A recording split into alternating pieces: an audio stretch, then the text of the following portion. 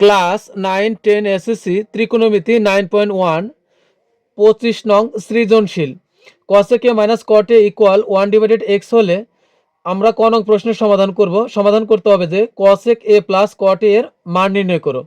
তো এর জন্য প্রথমে আমরা লিখব, দেওয়া আছে cosec a minus cot a equal 1/x। তা আমরা জানি cosec square a minus cot square a equal হলো 1। তো বা আমরা কিন্তু এটা স্কয়ার মাইনাস বি স্কয়ার সূত্র প্রয়োগ করতে পারি।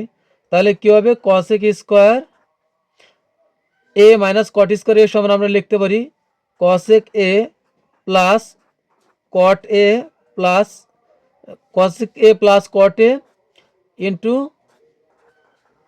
cosec a minus cot a। এই পাশে যেহেতু আমাদের 1 আছে তো আমরা 1 লিখব, বা cosec a plus cot a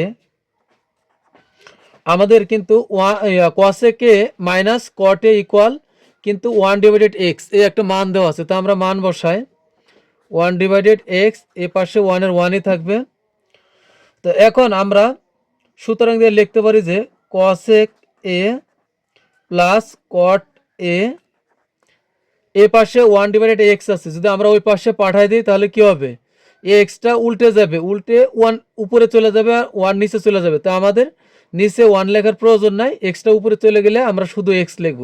তাই এটাই কিন্তু আমাদের অ্যান্সার।